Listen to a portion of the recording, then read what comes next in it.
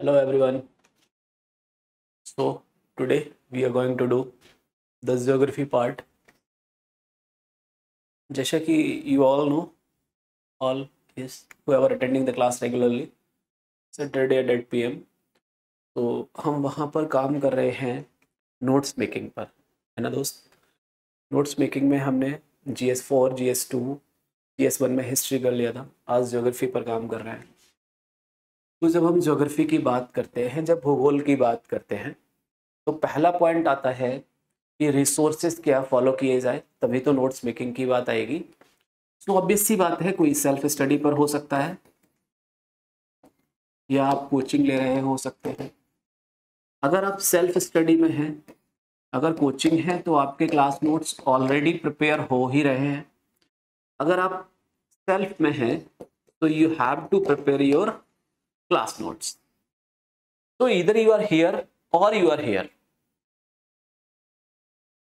उनसे कैसे कंसाइज करना है, कैसे मेंस में उनको यूज करना है और कैसे प्रीलिम्स के क्वेश्चंस को एड्रेस करना है।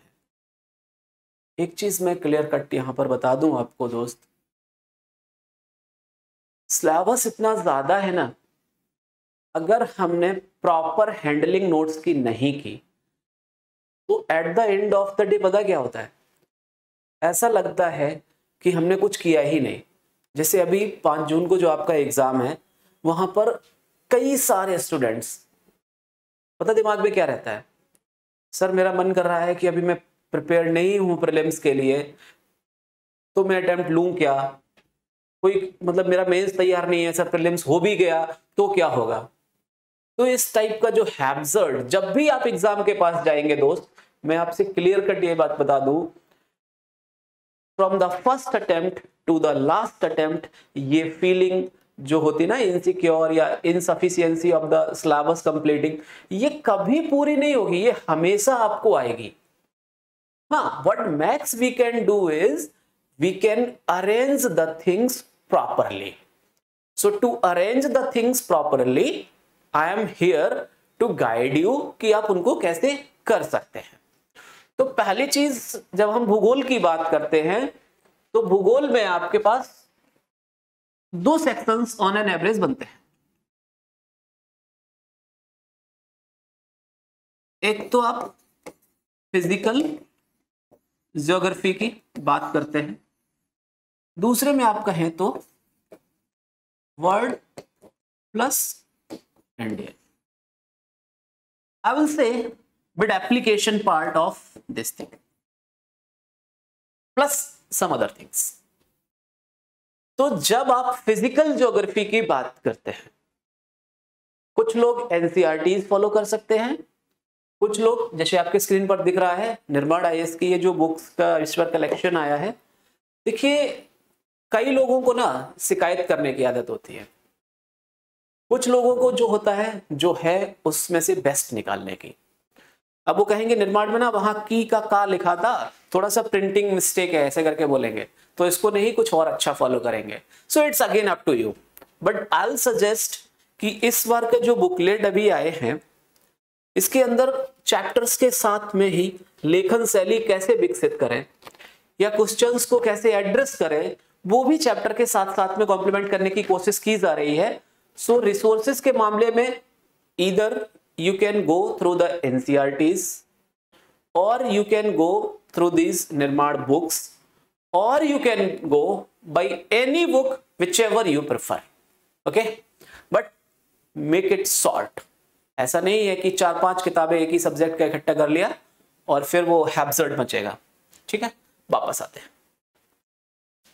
तो as far as geography is concerned, how to handle this part, so सबसे पहले हमें फिजिकल ज्योग्राफी पढ़नी होती है। कुछ फिनोमेनास, कुछ कॉन्सेप्ट जैसे ओशनोग्राफी, क्लाइमेटोलॉजी, कैसे विंड्स का मूवमेंट होता है, कैसे मौसम का पूर्वानुमान या मौसम को समझा जाता है, कैसे किसी पर्टिकुलर क्षेत्र के क्लाइमेट को एड्रेस किया जाता है। अगर मैं आपसे कहूं this is with scientific part, you can say more than half of the science is there. तो यहां पर काफी समझने की आवश्यकता होती है। ऐसा मैंने क्यों बोला दोस्त? प्रैक्टिकल अनुभव मेरा ये है, कई बार मैं कुछ ह्यूमैनिटीज वाले स्टूडेंट से मिला हूं, वो यहां पर सफर करते हैं, मतलब उनको दिक्कत आती है। क्यों? क्योंकि अगर आप रटने की आदत में रहेंगे हर चीज को, तो फिजिकल ज्योग्राफी को आप रट नहीं सकते।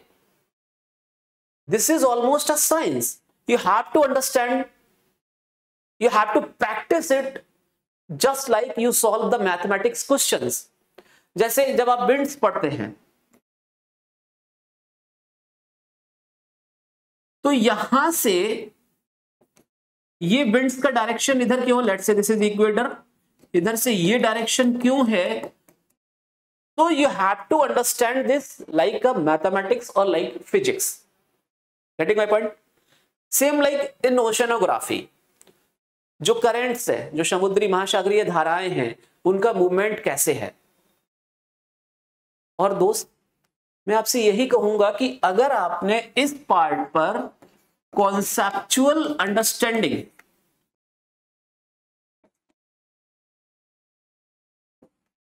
आपकी बन गई, तो बहुत हद तक पूरा ज्योग्राफी आप एड्रेस करने लगते हैं। कुछ लोग क्या करते हैं कि पहले इंडियन ज्योग्राफी पढ़ेंगे, फिर वर्ल्ड ज्योग्राफी पढ़ेंगे, तो आप पढ़ते रहिए उसको। वो इतिहास टाइप का ऐसा चीज नहीं है जिसको याद करना है, बहुत ज्यादा रट्टा लगाना है। पहले आपको physical geography in and out समझना पड़ेगा, उसके बाद आप वर्ल्ड ज्योग्राफी पर जा सकते हैं, उसके बाद आप इंडियन ज्योग्राफी पर जा सकते हैं। क्लियर है? तो रिसोर्सेज के बारे में मैंने पहले आपको बता दिया था।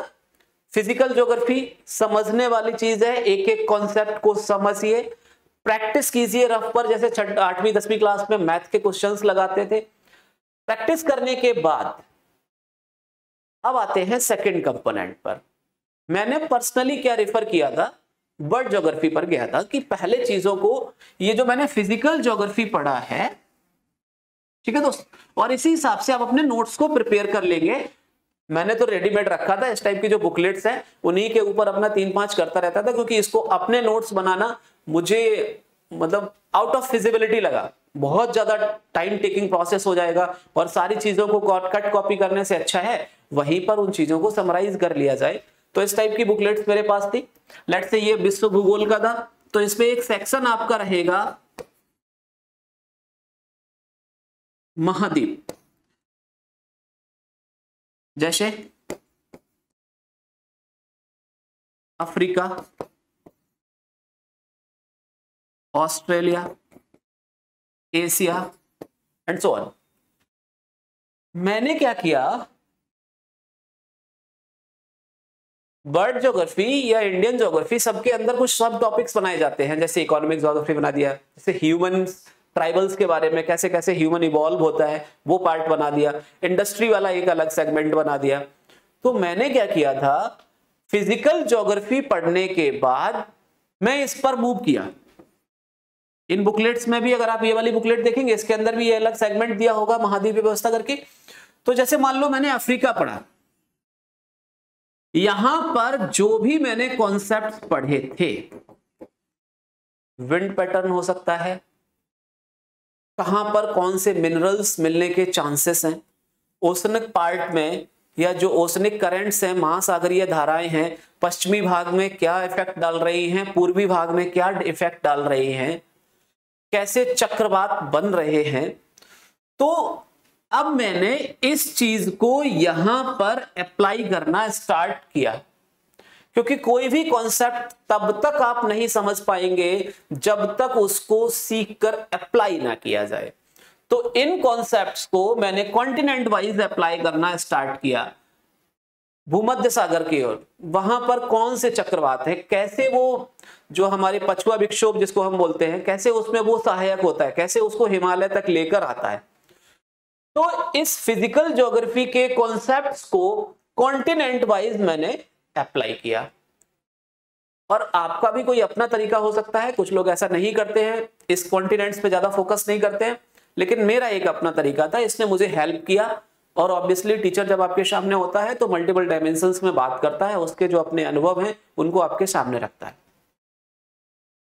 जैसे मान लो मैंने अमेरिका के बारे में पढ़ा, या कहें तो उत्तरी अमेरिका जो हमारा महाद्वीप है उसके बारे में पढ़ा, इन कॉन्सेप्ट्स को यहां लगाने की कोशिश की। अब मुझे ना कई बार इस चीज में दिक्कत आती है कि भूमध्य सागरीय जलवायु जो आपने क्लाइमेट डिवीजन बनाया है वो कैसे वर्क करता है, क्या केवल भूमध्य सागर पर करता है? तो फिर चिली में क्या वो उसका इफेक्ट नहीं होगा? दक्षिण अमेरिका अगर हम कॉन्टिनेंट की बात करें, क्या नॉर्थ अमेरिका में सवाना टाइप की जलवायु नहीं पाई जाएगी? तो ये जो क्वेश्चंस जैसे ही आपके दिमाग में क्लिक करने लगते हैं वैसे ही ये एप्लीकेशन वाइज आपका स्टार्ट हो जाता है।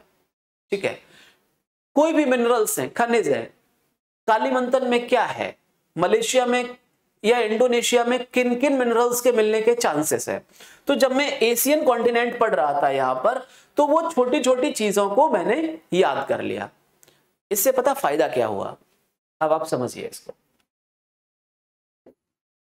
जीएस पेपर 1 मेंस में ज्योग्राफी वाला पार्ट, साथ ही अगर मैं प्रीलिम्स की बात करूं तो वर्ल्ड मैप जो हम करंट के नाम पर इधर उधर करते रहते हैं, वो जब एक सिलेबस में चीजें हुए हैं, जब एक ट्रैक में चीजें हैं, तो बहुत ज्यादा पता मेरे दिमाग में बहुत हैब्जर्ड कभी क्रिएट नहीं हुआ कि वर्ल्ड मैप, अच्छा ये करंट में न्यूज आ गया, ये काला सागर के आसपास चीजें चल रही हैं।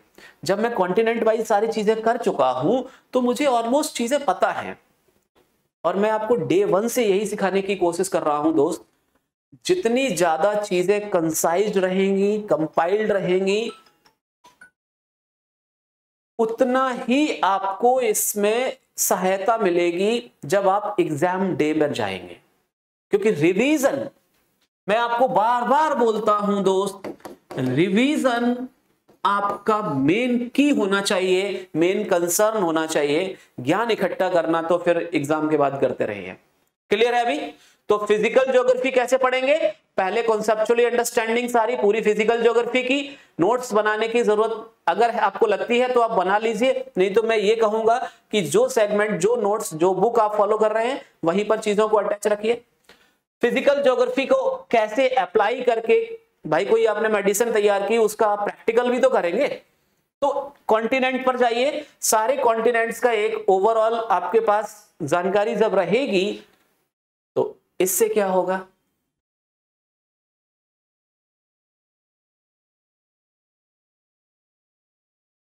मैंने कुछ प्रीवियस ईयर क्वेश्चंस के कलेक्शंस आपके सामने रखे हुए हैं यहां पर, just to make you feel कि when we are giving the lecture to prepare notes, तो वो उनको वर्क कैसे करना है, उनको एग्जाम हॉल में अप्लाई कैसे करना है। कुछ चीजें करंट बेस्ड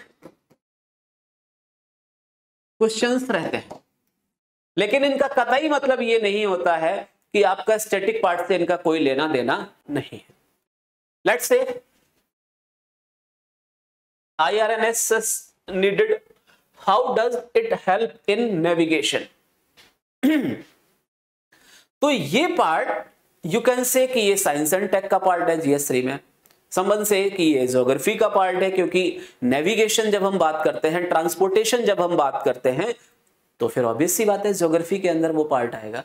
सो आप जिसमें भी उसको रखना चाहें उसको रख सकते हैं, बट पेपर में जब GS1 में पूछा गया, so it is settled here at the GS paper 1 in the geography section, transportation वाले, है ना।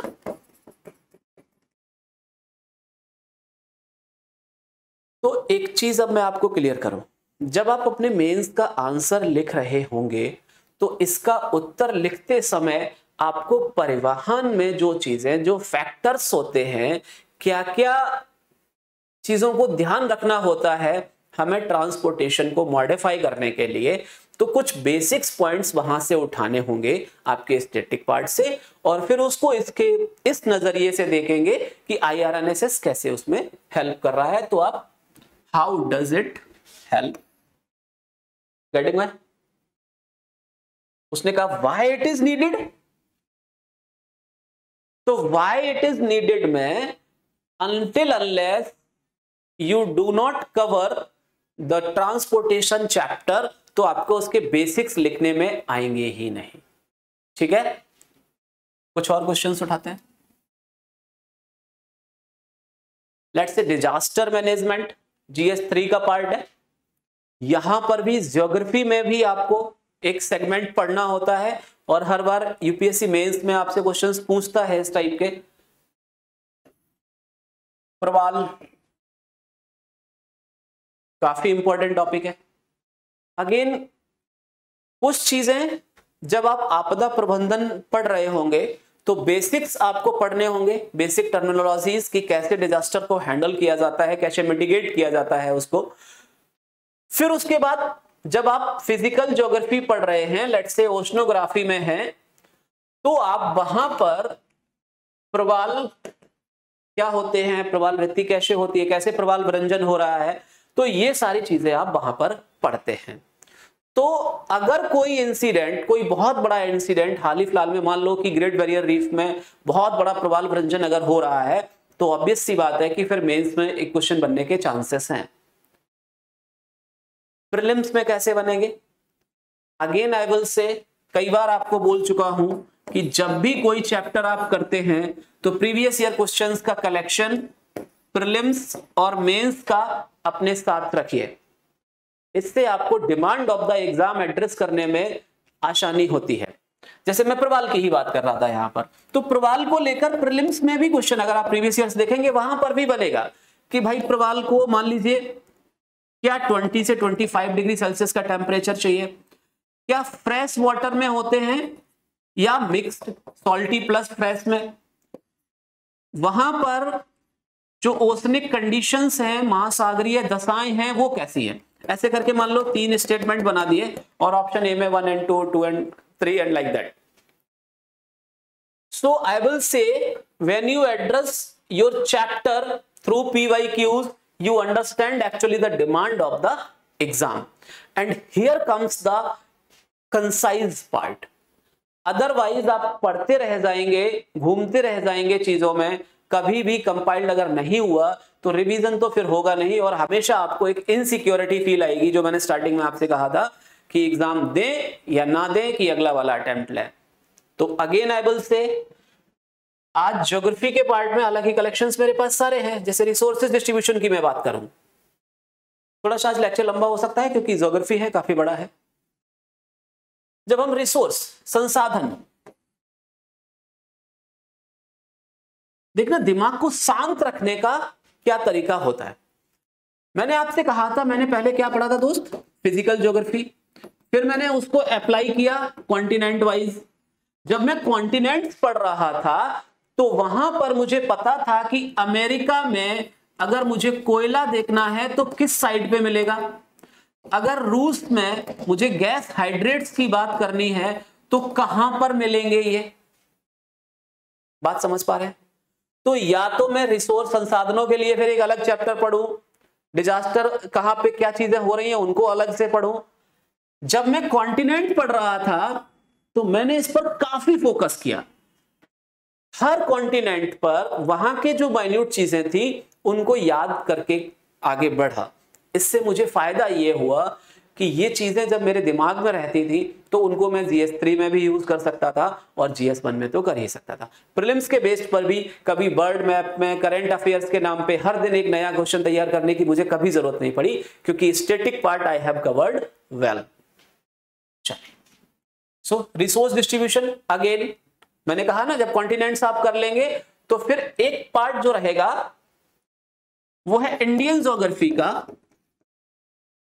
तो again I will show you the part. जब हम ज्योग्राफी की बात करते हैं तो आपको 2 टेक्स्ट बुक तो आप फॉलो करते ही है। कुछ टेक्स्ट बुक ऐसी भी हो सकती हैं जहां एक ही में सारा कुछ हो। तो एक तो वर्ल्ड ज्योग्राफी, बर्ड ज्योग्राफी और इंडियन ज्योग्राफी, ठीक है। अब मैं आता हूं इंडियन ज्योग्राफी वाले पार्ट पर।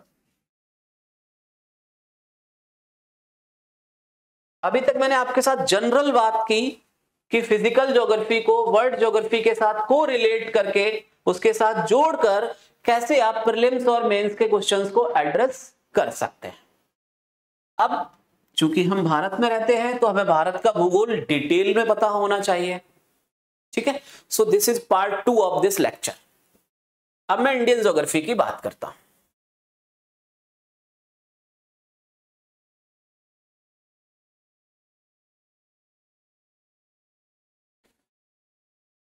तो पहला पार्ट होगा कि जो आपने फिजिकल ज्योग्राफी पढ़ा है इसका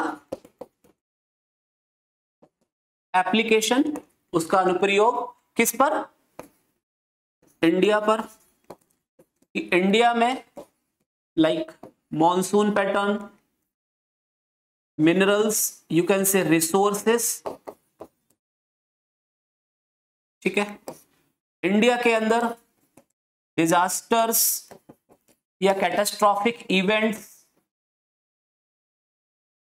मतलब मौसमी घटनाएं, चरम मौसमी घटनाएं लाइक भूकंप एंड ऑल, ज्वालामुखी। तो फिजिकल ज्योग्राफी हमने ऑलरेडी पढ़ रखा था दोस्त।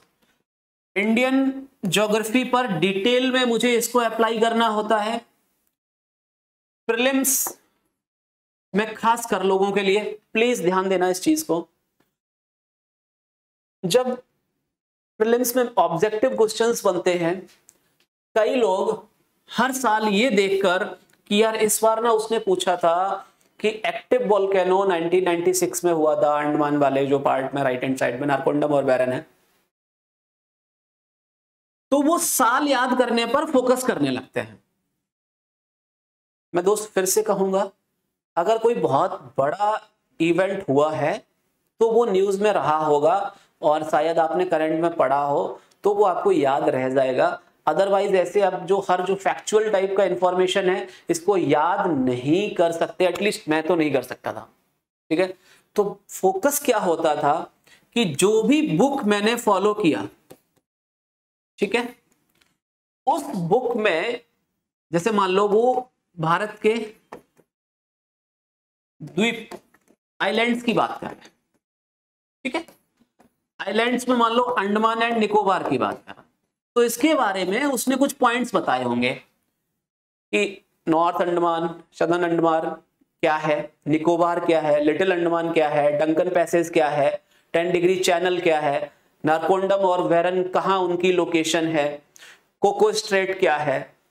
ये कुछ ऐसी चीजें हैं जो किसी भी बुक में ऑथर लिखता है, स्टैंडर्ड इंफॉर्मेशन यू कैन से, और हर किसी को वो स्टैंडर्ड इंफॉर्मेशन याद रखनी है। अब आप क्वेश्चंस उठाकर देखिए, प्रीवियस ईयर क्वेश्चंस, दोस्त आपको ये एहसास होगा कि जो स्टैंडर्ड इंफॉर्मेशन है उसी के बेस पर उसी को अप्लाई करके आप आंसर कर सकते हैं थ्रू द मेंटल एक्सरसाइज। बहुत बार मैंने देखा है बच्चों के साथ क्या होता है कि वो रिसोर्स को मल्टीप्लाई करते रहते हैं, उसको इंक्रीज करने लगते हैं बजाय मेंटल एक्सरसाइज करने के। और एक चीज पार्ट आता है अपवहन तंत्र में रिवर्स वाला पार्ट, प्लीज ध्यान दीजिए, ये प्रीलिम्स में खासकर बच्चे परेशान होते हैं। तो आज मैंने सोचा था कि पहले तो मैं जनरलाइज कर दूंगा फिजिकल और वर्ल्ड को लेकर, फिर इंडियन वाले पार्ट में जो बच्चे परेशान होते हैं, कोई भी एक नदी, जैसे मान लो उसने पूछा शंख रिवर या तिल या मांडिया, या कोई भी एक नदी पूछी, तो हम लोग उसी के पीछे पड़ जाते हैं कि नहीं यार इसने इतना डीप में जाके पूछा था, और अब मुझे जो भी डीप में नदियां हैं, कुल मिला के इंडिया के आसपास जितनी नदियां हैं, मुझे रट्टा लगा देना है, ठीक है। लेकिन जब आप प्रीवियस ईयर क्वेश्चंस का एनालिसिस करने जाएंगे दोस्त, आपको एहसास होगा कि कुछ स्पॉट्स हैं, कुछ सेगमेंट्स हैं जिन पर यूपीएससी हिट करने की कोशिश करता है। वो सेगमेंट क्या है?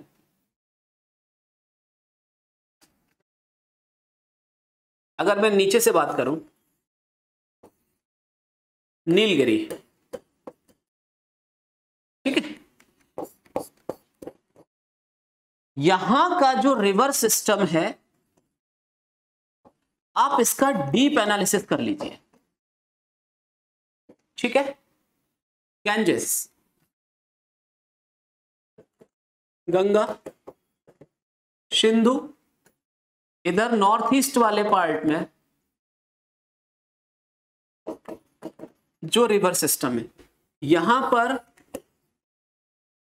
महानदी वाले पार्ट में जो रिवर सिस्टम है, और यहां डेजर्ट वाले में like Luni river, Narmada and Tapi दो इधर फ्लो कर रही हैं, ये तो इधर से पार्ट आ रहा है अमरकंटक से, ठीक है। चलिए अमरकंटक का नाम लिया, यही से शुरू करें। कुछ लोग पता क्या कहते हैं कि अमरकंटक के मान लो उत्तरी से सोन नदी निकल रही है और उसने क्वेश्चन पूछा, अब हर सेगमेंट में जहां पर भी वो हैं हर जगह वो उत्तरी निकल रही है, दक्षिणी निकल रही है, कोई भी छोटी सी नदी कि बराक रिवर इसके इस पहाड़ी के उत्तर से निकल रही है, या बराक नदी रिफ्ट वैली में बहती है क्या। An number of confusions are created either by teachers like us or by the students themselves. मेरा क्लियर कट फंडा है और क्लियर कट दोस्त मैं आपको बताना चाहूंगा कि ये जो मैं हॉट सेगमेंट्स आपको बता रहा हूं, आप इन सेगमेंट्स पर काम कीजिए, इनकी रेगुलर प्रैक्टिस कीजिए। जैसे नीलगिरी क्षेत्र में है तो क्या है सिस्टम की, कावेरी कहां पर है, गोदावरी क्या है, उसकी सहायक नदियां क्या हैं, कुछ नदियां हमें पता रहनी चाहिए, ठीक है। कुछ ऐसी कॉन्सेप्चुअल चीजें बन जाती हैं, जैसे अगर हम यहाँ पे नीलगिरी वाले में बात करते हैं तो कुछ ही सेगमेंट, कुछ ही कंपोनेंट आपको, कुछ ही रिवर्स ऐसी होंगी जो वेस्टर्न साइड में जा रही होंगी, बाकी मैक्सिमम ईस्टर्न साइड में जा रही होंगी। तो प्रीलिम्स के अंदर आपके पास एक क्वेश्चन बन सकता है जो इधर वेस्टर्न में, अगर कोई एक्सेप्शन है तो यूपीएससी में टच दैट पार्ट ना। अब उसने कहा कि ये वाली रिवर वेस्ट में फ्लो करती है और वो कोई बहुत छोटी सी रिवर थी। अब आपने क्या किया, सारी छोटी नदियां जितनी जहां पे हो सकती हैं दे रट्टा मार, आपका कार्यक्रम शुरू हो गया और दोस्त आप प्रीलिम्स में धराशायी हो जाएंगे, क्वेश्चन कुछ नहीं हो पाएगा आपसे। What you have to do is just understand the concept. If something differs from the original concept then please keep it at as a note कि ये मुझे कहीं एक्स्ट्रा में टच कर सकता है, मुझे परेशान कर सकता है। बात समझ में आ रही है आपको। तो नदियों के बारे में जस्ट एक एग्जाम्पल देकर मैंने आपको सिखाया, अंडमान निकोबार का एक एग्जाम्पल देकर सिखाया। मैं पूरा का पूरा 4 घंटे का एक लेक्चर ले लूं, अगर बात बननी होगी तो इन्हीं से बन जाएगी, नहीं तो उसमें भी नहीं बनेगी। कहने का सेंस ये है दोस्त कि जो किताब आप पढ़ रहे हैं वहां पर सेगमेंट के हिसाब से खुद को कंसाइज कीजिए, कॉन्सेप्ट को समझिए, उसको बार बार अप्लाई कीजिए। Geography is almost a science, apply कीजिए और जो कॉन्सेप्चुअल चीजें हैं उनको दिमाग में सेट कर लीजिए। और जब क्वेश्चन आपके सामने आता है ईदर इन द प्रीलिम्स और इन द मेंस, तो उसी कॉन्सेप्ट को उठाइए और अप्लाई करने की कोशिश कीजिए। सेम चीज आप उद्योग और मिनरल्स के बारे में भी बात कर सकते हैं। कुछ लोग ऐसा, मतलब छोटा नागपुर में ये वाले मिनरल्स या ये वाला मिनरल कहाँ कहाँ, उड़ीसा के क्वेंचर में, यहाँ पर सारी चीज है, उसमें भी वही चीज है। मैं थोड़ा सा यहाँ पर बताऊं आपको, जब आप उद्योग वाला चैप्टर पढ़ रहे होंगे खासकर इंडिया में, तो आप देखिए कि कोई उद्योग अगर राउरकेला में कोई प्लांट सेट हुआ है तो उसका कहां से पूरा कनेक्टिविटी है, ठीक है। तो ये जो बड़ी बड़ी प्लांट्स आपके पास है इनका कनेक्टिविटी, लेट्स से सीमेंट उद्योग अगर कहीं डेवलप हुआ है तो कैसे डेवलप हुआ। जब आप कैसे का आंसर लेने जाएंगे तो मेंस और प्रीलिम्स दोनों की तैयारी आपकी होगी। एग्रीकल्चर में जब आप जाएंगे इधर इन GS1 और इन द GS3, आप बेसिक चीजें पढ़िए ना। लेट्स से कि कुछ लोग बहुत हाई फाई सोसाइटी से रहते हैं, उनको कृषि से ज्यादा लेना देना नहीं रहा, तो जैसे वीट है या बार्ले है या यू कैन से पल्सेस है, तो पर्टिकुलर क्या उनको क्लाइमेट कंडीशंस चाहिए, इंडिया का क्या उसमें सुप्रीमेसी है या इंडिया इंपोर्ट कर रहा है, इस टाइप के कॉन्सेप्ट्स को आप समराइज कर लीजिए। मैंने एक पेज बना लिया था, जैसे ये एग्रीकल्चर वाले सेगमेंट से 2 पेजेस बना लिए, इंडस्ट्री वाले सेगमेंट से 2 पेजेस बना लिए, और फिर उनको अप्लाई करता रहता था कि लेट से मुझे अगर सीमेंट उद्योग, जिस मॉडल पर मैं काम कर रहा हूं पटियाला मॉडल, मान लो मुझे वहां पर सीमेंट उद्योग डालना है, तो इस टाइप से मैं सोचता रहता था, एक मेंटल एक्सरसाइज करता रहता था। And this help us in the prelim as well as mains, क्योंकि प्रीलिम में कुछ क्वेश्चंस तो बहुत स्ट्रेट फॉरवर्ड रहते हैं, कुछ क्वेश्चंस कॉन्सेप्चुअल, मैक्सिमम तो कॉन्सेप्चुअल ही रहते हैं। तो जब आप ये मेंटल एक्सरसाइज करने लगते हैं तो आपको एक कॉन्फिडेंस भी आता है दोस्त, और चीजें बेहतर दिशा में अलाइंड रहती हैं, आप संरेखित रहती हैं आपके दिमाग में। क्लियर है? और इंडिया की मैपिंग के बारे में भी मैं यही कहूंगा, जबरदस्ती ऐसा नहीं है कि ये वाला उसने पूछा था कि ये लॉन्गिट्यूड ये नागपुर से और ये हैदराबाद से किसके पास में होगा। आई विल से जब आप कॉन्सेप्चुअली पढ़ाई करेंगे तो आपको समझ में आएगा कि ये क्वेश्चन क्यों पूछा गया। तो हर चीज को रटने की जरूरत नहीं होती है। I will say again and again, if you are doing the conceptual study, आपको चीजें वहां से आपको एक वाइब्स आने लगती है कि अच्छा ये क्वेश्चन यहां से बन सकता है। तो जो क्वेश्चन फ्रेमिंग है ना,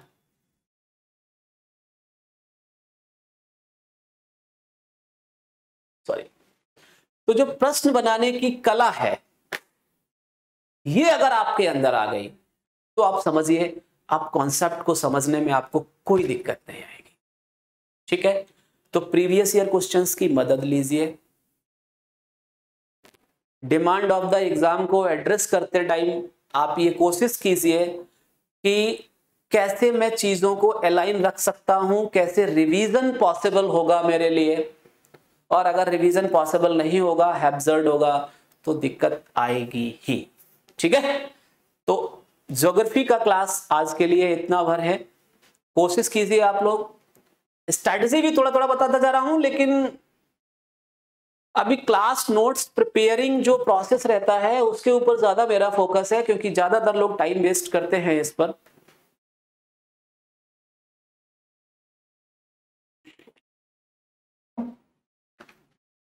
एक चीज मैं और यहां पर कहना चाहूंगा दोस्तों आपसे, जो लोग भी रेगुलर क्लास ले रहे हैं, वैसे तो मैं इस अननेसेसरी चीजों में कभी पढ़ता नहीं हूं, लेकिन पिछले वाले क्लास में शायद अब ऐसा हो रहा है कि जैसे जैसे क्लास बेस आगे बढ़ रहा है, स्टूडेंट्स कनेक्ट हो रहे हैं, तो क्या बोलूं यार, अब जो खुराफाती दिमाग के लोग हैं ना, जिनको खुद से ज्यादा दूसरों के उसमें इंटरफेयर करने की आदत होती है, वो लोग कमेंट बॉक्स में जाके स्लैंग वर्ड्स लिखते हैं या कहो गाली लिख दें, क्योंकि वो पढ़ने वाले छात्र हैं ही नहीं। अगर वो पढ़ने वाले होते, अगर उन्हें लेक्चर में दिक्कत होती, तो वो मुझसे बात करते। मैंने टेलीग्राम ग्रुप में भी ये मैसेज डाला हुआ था, कई सारे बच्चों ने उस पर अपने पॉजिटिव कमेंट्स किए और अप्रिशिएट किया कि टीचिंग स्टाइल को लेकर जो भी चीज़ें रही या जो मेरा सोचना है, ये जो माइंडसेट मेकर सीरीज है। Thanks to all those students who are supporting, who are regularly attending the class. और जो लोग ये फितूल दिमाग में हायर, मतलब ये खुद स्टूडेंट्स तो है नहीं, इनको तो हायर किया जाता है कि भाई इसको परेशान करना है, उसको परेशान करना है, तो मैं आपसे फिर कह दूं, आप मुझे परेशान नहीं कर पाएंगे। ठीक है? आपको जो करना है आप करते रहिए। कमेंट बॉक्स भी मैं डिसेबल नहीं करूंगा, क्योंकि वहां पर अच्छे बच्चे अपना सवाल भी पूछते हैं, तो मैं उनको भी रिप्लाई करूंगा। और ये जो हथकंडे आप अपना रहे हैं निगेटिविटी फैलाने के, तो आप करते रहिए। मेरे बच्चे जो पढ़ने वाले हैं वो पढ़ते रहेंगे और आप अपना काम करते रहिए। शायद आपको इसी का खाना खर्चा मिलता है, आपकी जो रोटी है वो इसी पर आप पलते हैं, तो मैं उस पर कुछ कहूँगा नहीं। So this is notes making for this geography part. अगला क्या सेगमेंट होना चाहिए, या क्या आपका डिज़ायर है कि अब आपको किस टॉपिक में और ज़्यादा दिक्कत आ रही है? अदरवाइज मैं GS3 पर जाऊंगा, खासकर इकोनॉमिक्स पर। और भी कोई क्वेरी हो तो you can put that query in the comment box. I'll try my level best to help you guys. So this is Mindset Maker series for you guys. We are always there to help you. Good luck. Bye bye.